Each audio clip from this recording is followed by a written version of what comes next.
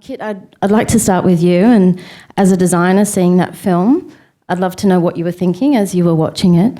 And I wanted to know if you could share with us the catalyst for your journey towards responsible design, and whether there was a light bulb moment for you, or was it a series of events that led you to launch KITX? So I suppose, having had my own fashion label for 10 years and having had a great innate passion for nature and protecting it as much as possible at home, buying organic food and recycling as much as I can, and setting up a compost bin and riding the bike where we can, and using the green petrol, and, all those little things on a daily basis that I, sort of having conscious, decision-making process. And then in the business, really looking at it from only a perspective of, packaging, seeing all the plastic come in, every single garment wrapped in plastic from China arriving, and then only to be ripped apart and quality, checked every garment, and then every garment then wrapped in plastic and then delivered into store, and then into store that plastic is then, ripped off and garments onto floor. And I just saw this plastic. I was like, we've got to use biodegradable plastic, and really looking at it from a packaging point of view. I'd never actually thought about fashion from the materials having the greatest cost. And a light bulb moment did go off for me when, not last year but the year before, just before Willow finished with me, I met this man called Johan Zeitz, who is the chairman of sustainability at Kering and on the board of Kering, and he said to me that he also was the CEO of Puma, and this incredible man who invented the environmental P&L, which I'll come to later. But he said to me that 70% at Puma, when they were doing the environmental P&L, 70% of the cost to the planet was from the materials. That is the greatest cost. And then that was a real light bulb moment for me, because I thought, I'm going to start looking into the materials. How is that a cost? And there hasn't been great transparency in fashion on the cost of materials on the planet, and therefore on people. And after, I had that year at home, after I left Willow, I had time to actually research that, and I spent every single day researching, and just on the internet, and then travelling and speaking to interesting people, including Ursula de Castro, and yeah, I started cotton, for instance, contributes to 20% of the world's water pollution, and the people spraying it don't live past the age of 45 because the insecticides and pesticides are so toxic, and it just seemed so crazy. And cotton is the biggest textile that we consume. Out of all the textiles, it's 80% we're consuming cotton.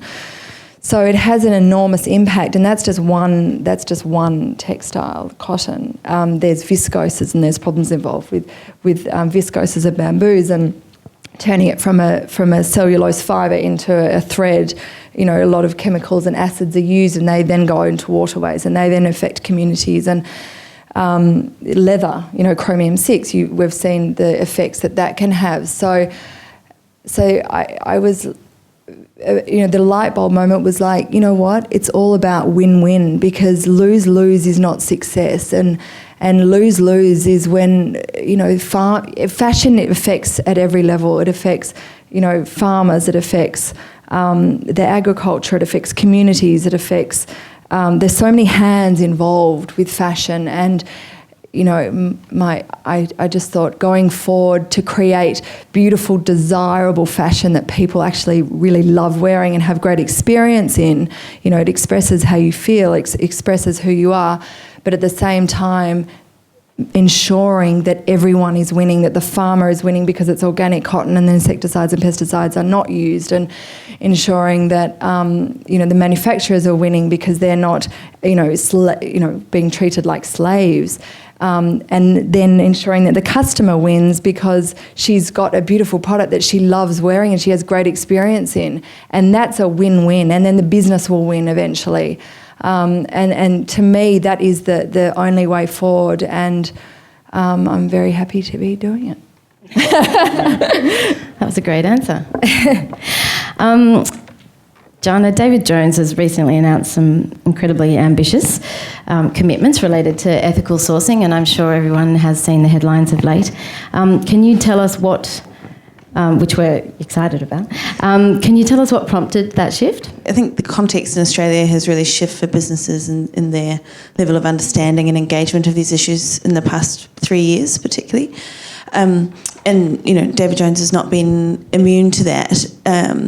And I think particularly also David Jones' stakeholders, whether that be its customers or investors or non-government organisations who we work with, really have been expecting us to do more. And furthermore, last year the acquisition by Woolworths South Africa.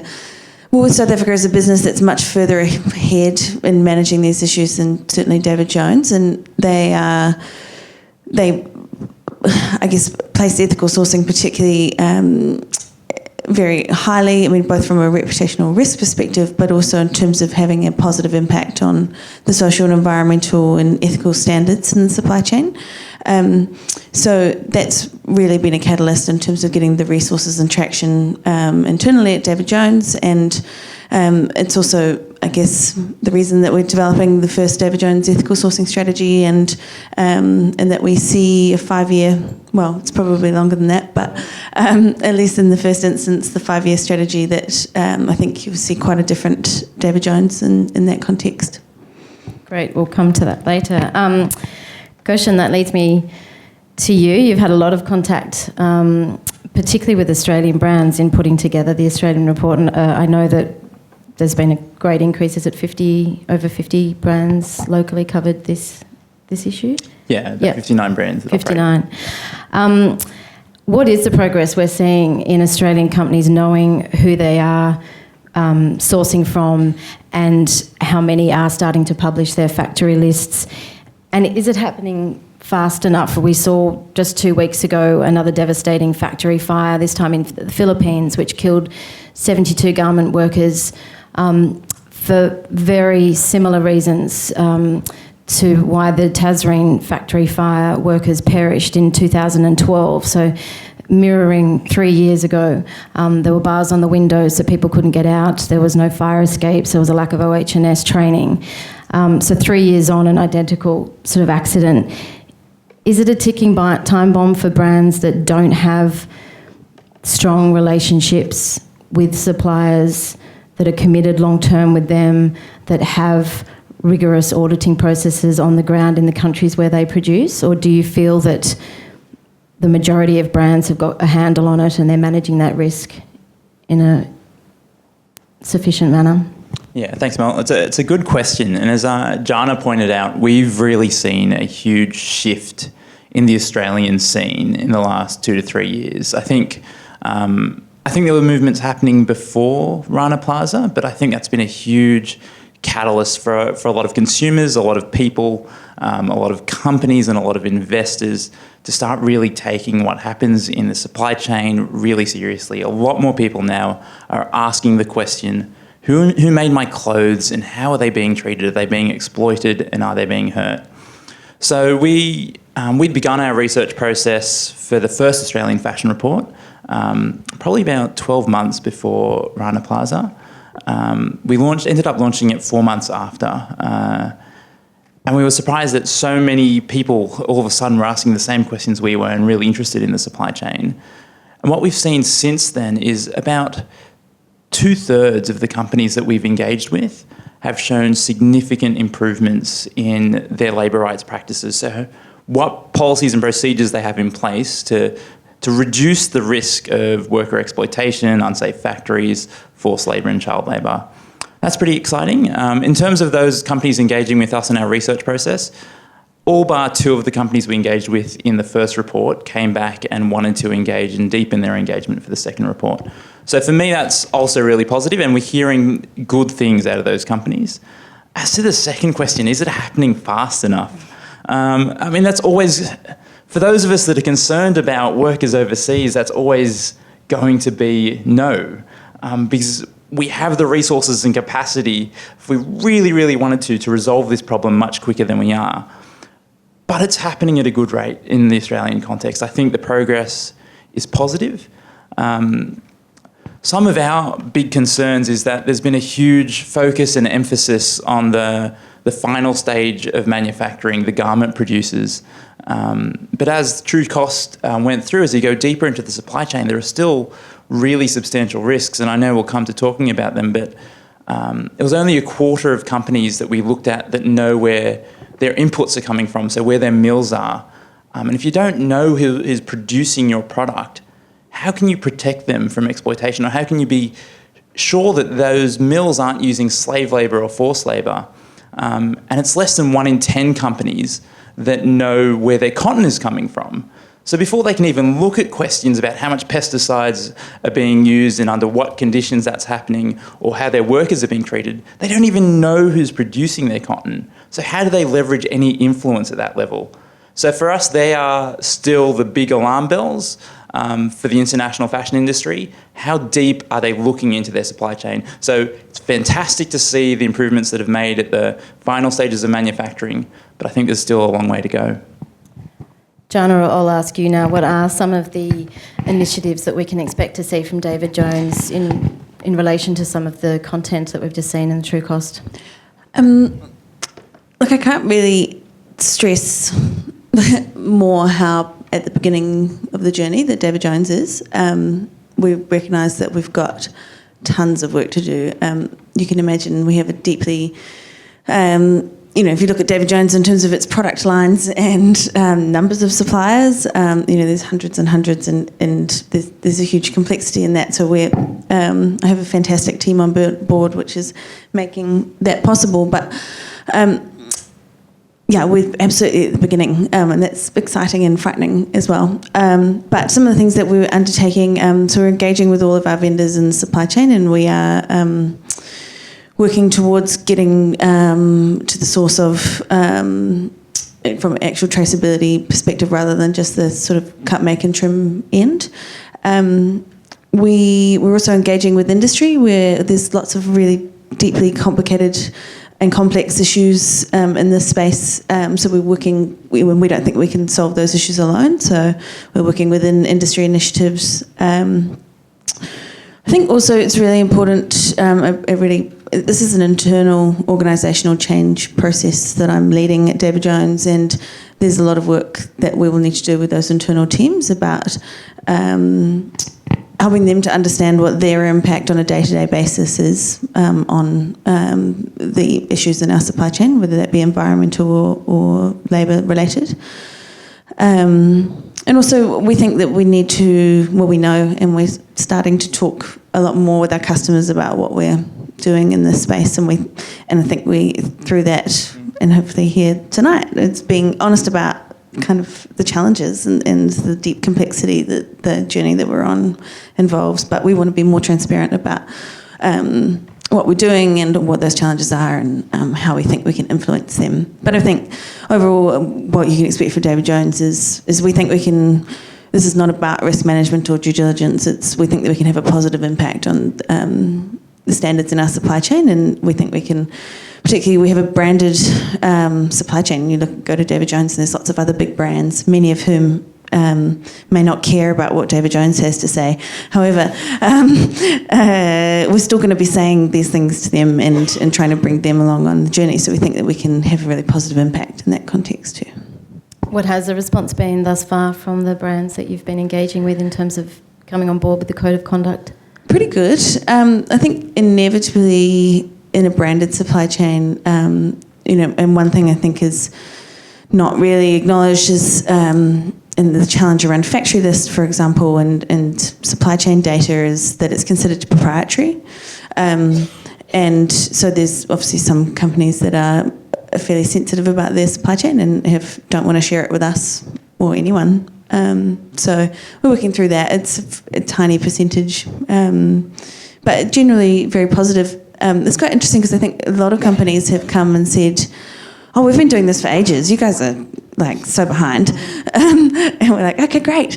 And then others, it's totally a new concept. So it's and that's probably having a deeply complex supply, reflective of having a very complex supply chain. But yeah, it's interesting. Great.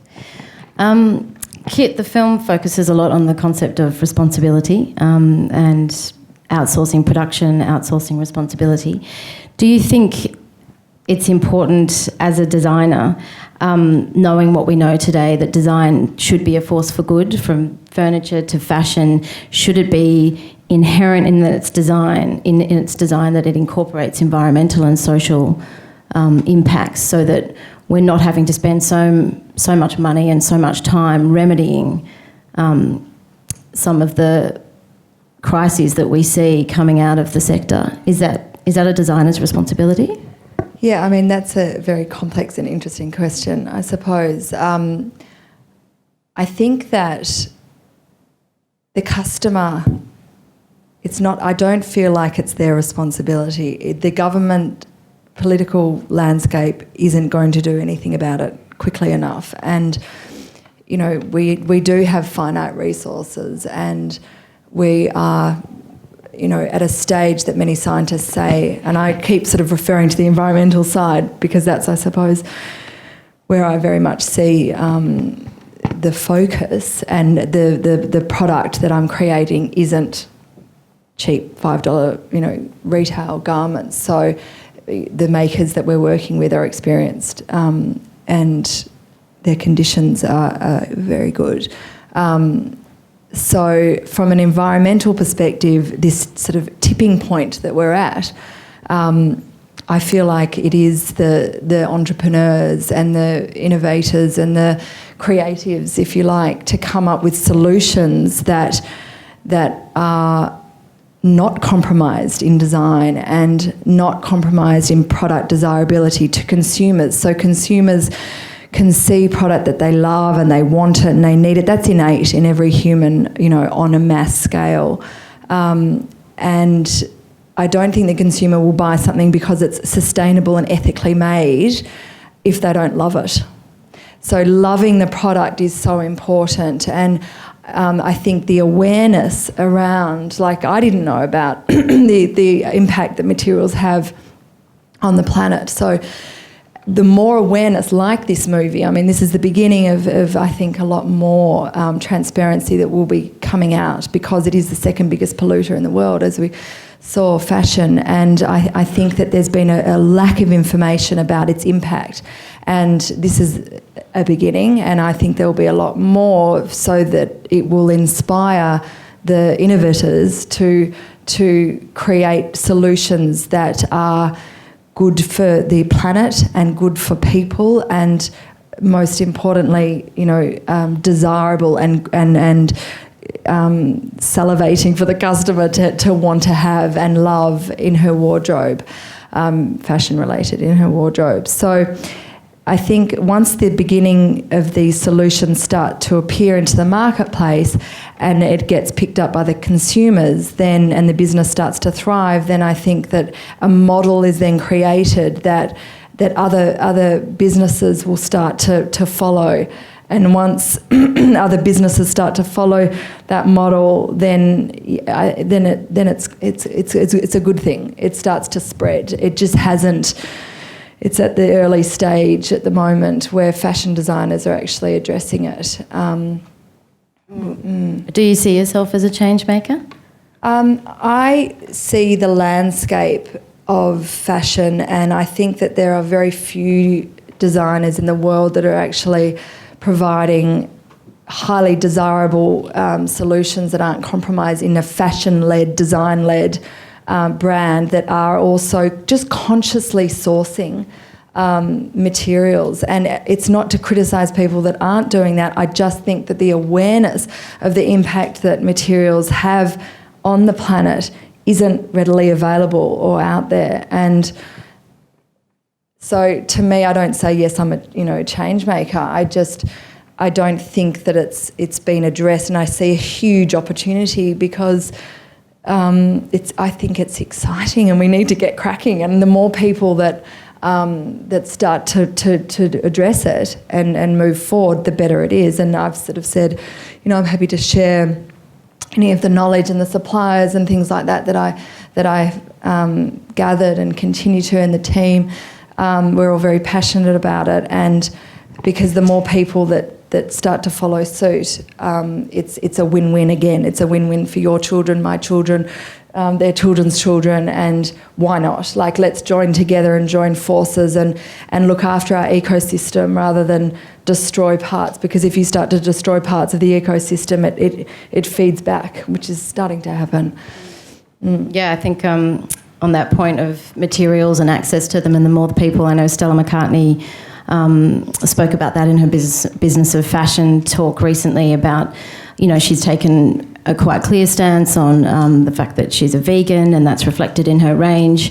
And she's pleading with people, please let me be an example, because I want access to fabric in volume, and I can't at the moment because I'm only ordering from me. There's not enough demand. So if I can be an example, to influence designers, that can only be a good thing, because the more accessible it is to you, the more accessible it is to the customer. Gershon, we saw in the film the tragic plight of the Cambodian garment workers who were met with armed troops when they were rallying in January last year for an increase to double the minimum wage to 160 US. Still hasn't got there. It only increased to 100, short of what they deem to be a living wage, reflecting what they need to cover their living expenses and nutritional needs. Can you briefly explain the difference between a minimum wage and a living wage, and the role that brands rather than governments play in that issue? Obviously, we saw H&M making a commitment that they will pay living wage to all of their suppliers, which is 700 plus by the year 2018.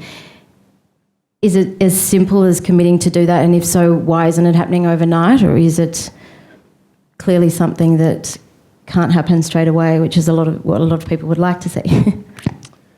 Yeah, so I guess to start with the difference between the two, minimum versus living.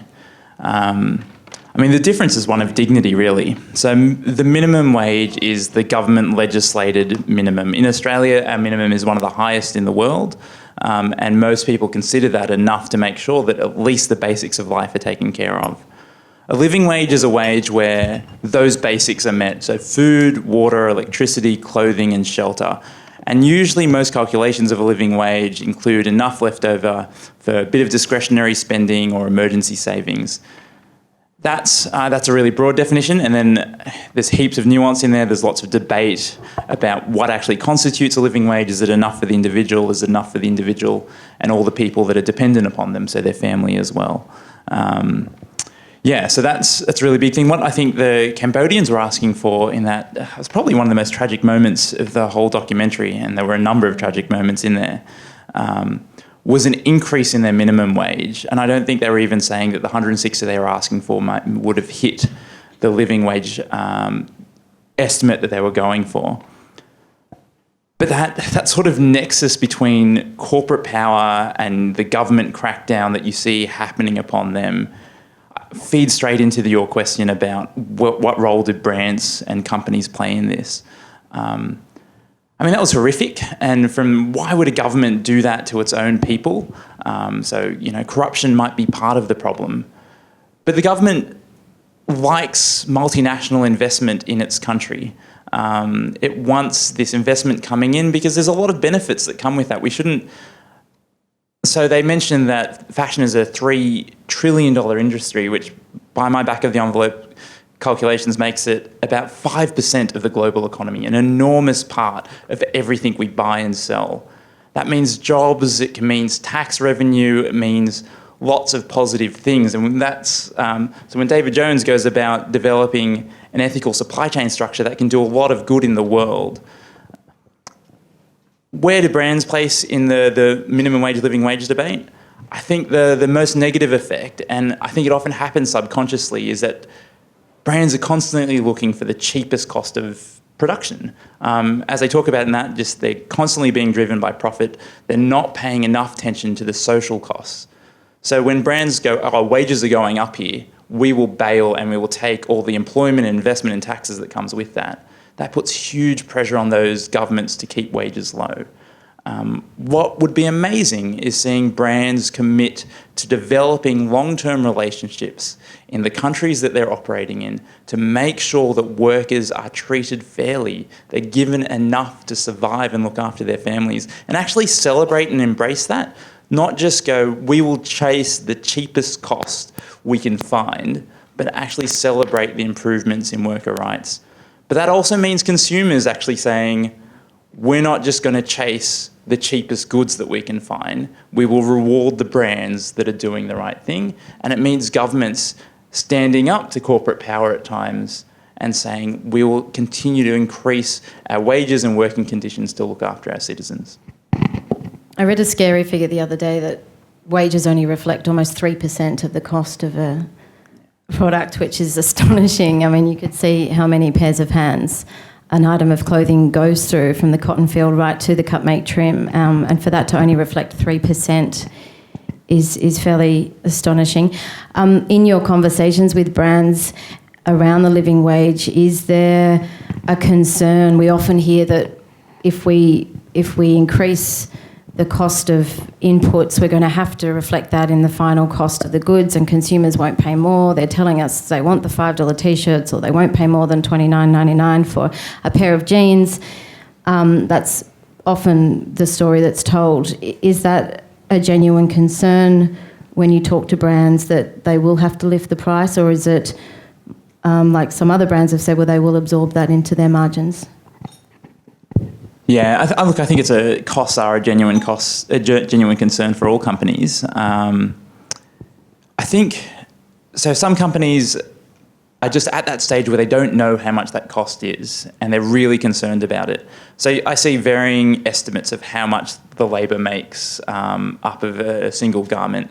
So some people say, for a country like Bangladesh, which has the lowest garment wages in the world, the cost for paying a living wage per garment maybe less than 30 cents per T-shirt, which is quite small. But that's a much more ambitious, like it's a much higher estimate than just 3%.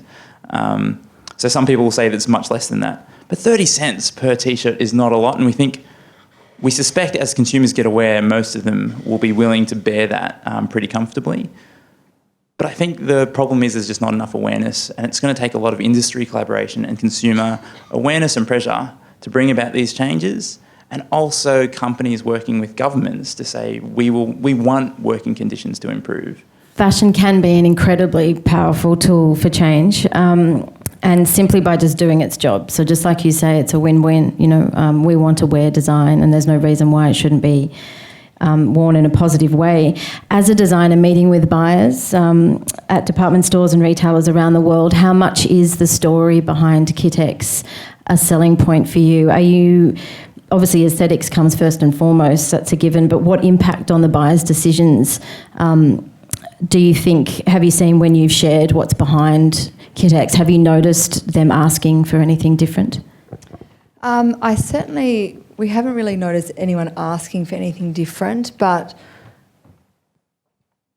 everybody that we have spoken to about the brand and what it stands for, not only from a design aesthetic point of view, but actually a positive impact point of view, it has been embraced. It has been really embraced. And I think a lot of people are like, good on you, this is fantastic, there's a solution here. But once again, it's got to look good, and it's got to be at the right price. And I don't think that, I'm very adamant on the fact that it shouldn't be compromised. The look of a garment shouldn't be compromised at the price that it reflects for a consumer to buy into it, because it has addressed ethics and sustainability. And it's more so from a business's point of view, having, consciously sourcing and having transparency. Transparency is a key word in all of this. So again, I don't think that consumers need to not buy at all or buy things that they don't love because it's just sustainable and it's just ethical. It's got to be great product. It's got to be great product at the end of the day. And Yeah, so it's, yes, in theory, everyone loves it. That's unreal. But if the product, when I deliver into store, doesn't sell, see you later, Kit. Like, do you know what I mean? It's sort of, it's got to work. It's got to work on every level. It can't just work on one level being good for the planet and good for the people. It's got to work commercially as well. And then it starts to win-win. And I suppose that's the big kind of, I'm so determined, we all are, to crack that, to be able to show that people are wearing it and they're loving it, whether they know that it's sustainable, ethical, it doesn't really matter, because it will feed back into a system that ensures that there is a positive impact. I think the responsibility question is huge, and I think it's all of our responsibilities. At every level, it's the consumers need to be raising awareness and advocating to companies and speaking out about this issue and talking to people around them, changing the way they consume. And so much, like the last third of that documentary was all about the culture that we sit ourselves in. So much of that has to change for these things to improve. The corporates have huge power over this system, and sometimes it's not by themselves, but sometimes it's working in a collective. And it's their business models as well. We've seen that, like, Kit's business model can help bring about and drive changes. So we think the corporates have responsibility, but governments have a massive responsibility as well. Our government started to take some action around international exploitation. So there's a supply chain working group that we've set up that we can actually influence and advocate our government to improve the policies about how goods are brought in overseas. So long as voluntary codes of conduct are working, that's great, let's keep encouraging that. But where they stop working, there's room for us to tell our government, hey, we should check the companies that are operating in Australia. Australia's already announced a policy that all the government procurement we do, which is about a fifth of everything that Australia buys, should not include any forced labour or child labour. So that's a win. Developing country governments are the other big responsible stakeholder. And you see the union groups advocating with them. We should support those unions that are advocating for change, and corporates should be supporting those as well. So it's everyone. Me with a microphone. Is there a divestment movement within, sort of like the investor movement within corporates and fashion, that's very similar to the energy movement? There isn't. What's similar to that is a lot of big investor groups, and I think Jaana might be able to speak more to this, are starting to really look at what are the supply chain management processes for companies. So we engage with a number of big investors looking at our research to find out which companies are doing the right thing and which aren't.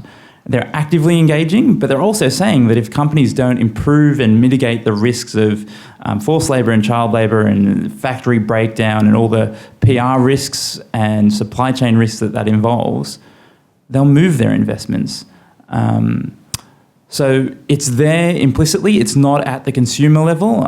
You would think most companies are engaging and moving forward. When that stops happening, there would probably be a few publicly listed companies that we might start recommending, hey, if you've got shares in this, time to move out because they're not doing the right thing. So I think the divestment movement's been really powerful in the energy sector. We should think about it as a campaign strategy. I can see a big problem is fast, fashion and the $10 T-shirts, right? But can you just tell us, what about well-made clothing? I'm sure there's many people going, phew, I don't buy that cheap crap, right? So I'm clean, right? Can you either dispel that, or can you say, well, actually, there is some truth to it. It is mainly the cheap goods that are at the heart of this problem. Whereas, if you buy the stuff that lasts a few years longer, then, those are made in good conditions and so forth. Is that a fiction, or why did it focus so much on that cheap stuff? In my experience, unfortunately, it's not. More expensive items are not immune to the issues. Some of the worst. Well, I've been sent in bad factories in my life, producing very expensive products alongside on another line, very cheap products. So it's the same workers; they're not getting paid any different. It's just someone's. So unfortunately, no, that's not the answer. But I do think I think it's powerful to focus on the fast fashion movement, and in terms of some of the volumes of consumption and buying 52 t-shirts a week and clothes you're never going to wear and that kind of thing has been made possible by some of that.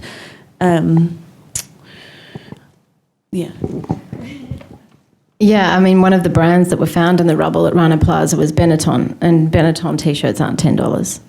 So it certainly isn't an indication.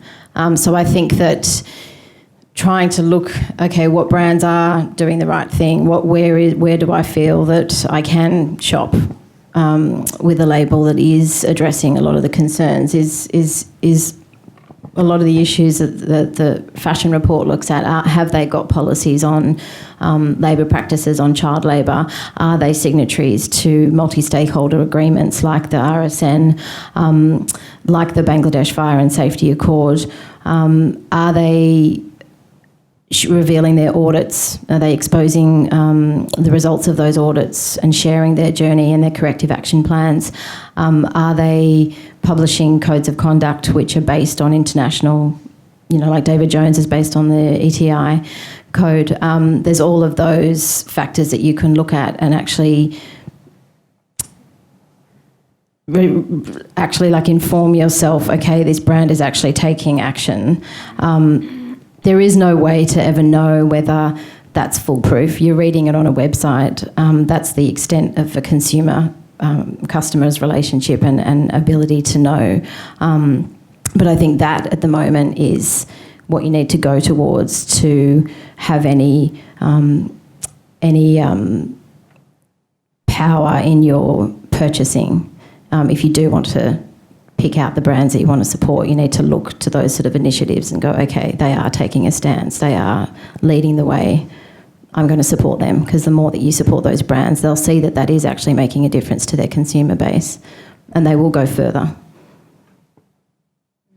I was just going to say, I can't remember the statistic, I think it was like 11 trillion tonnes of discarded clothing per annum in America alone, and it doesn't biodegrade. It's in 200 years it's still there, and there's a massive problem. The population is only increasing. So if we continue to consume at the rate that we're consuming with product that is disposed very quickly, using fabrics which don't break down, anything that's mixed with polyester, for instance, cotton poly, silk poly, anything that's mixed with polyester doesn't break down. So if it's a natural fibre, it will break down, but if it's got a mixed fibre, it won't break down. So all those trillions of tonnes of clothing that we saw that will not break down in 200 years have polyester in them as a mix, and that's another thing from an environmental perspective which has a huge impact, and then in turn on human cost as well. And there are brands that are at every price point that mix with polyester. It's not immune to the luxury high-end brands. I thought the film was a great case study, like using the fashion industry to talk about some broader issues facing, the human species as a whole. I guess in terms of the ethical nature of advertising and propaganda and the way that the fashion industry is kind of at the whim of capitalism as a system, as an economic system. And I've been very encouraged lately to hear companies like Patagonia, actually asking their customers if they need the item that they're buying, encouraging them not to buy it if they don't need it. Does anyone on the panel have a comment about, I guess, those broader trends? Because as terrifying as they are, like the fashion industry, what's happening in fashion is, also happening in a lot of different industries promoted by the same capitalistic ideals. I mean, I'm all for buy less and buy better. It's about fashion mileage and buying into pieces that that you love. We saw that girl on the screen who was like, oh, I just got this blue jumper, it's pretty, but I don't think I'll wear it, and if it's cheap, then she'll throw it away or, it'll end up in Haiti and God knows where else. So it's really consider purchasing product that you'll get mileage out of, and rather than building, how many of us say, 90% of my wardrobe I don't wear, and it's again, I keep coming back to as a designer, and I keep thinking, would I wear that now with KITX? I'm like, well, I wear that a lot. If it's a black jacket that's straight, it's an investment piece, you'll wear it a lot. Or if it's a jersey T-shirt, organic cotton, then I will, I'll wear that a lot and wash it a million times. Fashion mileage, I think, is quite important going forward, and this sort of quick in one season, out the next feeding of fashion is unsustainable, and it's about buying into things that you know that in one season's time it doesn't have this stamp on it that says you're a complete dag if you wear it again. So, yeah. Yes. The weird and troubling thing is I just read an article about that Patagonia, which is the anti-growth strategy, about how it made them sell a lot more things. I found that so troubling. I just wanted to share that. I was like, oh, yeah, it is good, yeah, and they do great stuff. But I just was kind of like, I think it's a good insight into the consumer responsibility and role in this. But I think if they're supporting responsible brands over their competitors, then it's great. And I think that talking about the capitalist system, I think the fair trade system, if that can gain more traction into the high street and into the mainstream, then we can really we are almost over. I wonder if that was.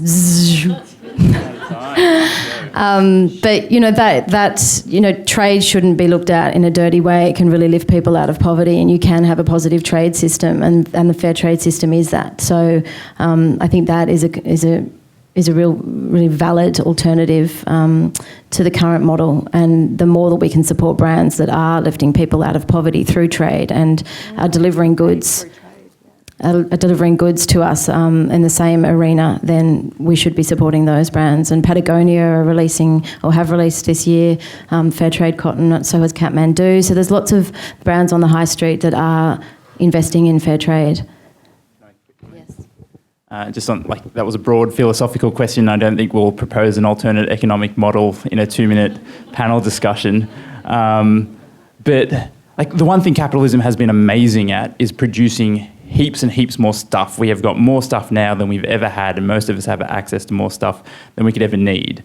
But it's created huge problems as well, right? So there's massive social inequality that continues to increase. There's exploitation, there's environmental degradation. And the system is broken and the system is sick. And at the heart of that sickness, I think, is greed and the way that the current system allows that to continue to manifest. So how do you constrain that? And there are a bunch of things and a bunch of dreamers that are thinking about how do we change the system and tweak it to do that, whether it's by adding price signals into the system to cost environmental damage, or by distributing wealth better, or by fundamentally changing the system. But I think the one thing we know is that the system is sick and we need to address the greed in it.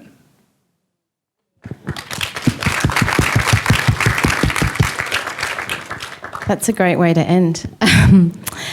Thank you so much, everyone, for coming. And I just wanted to say that if you thought the film resonated with you, and it might resonate with some of your friends, I really encourage you to tell everyone about it. It's available from download tomorrow, our time, I think, around the world. People can purchase it for $10.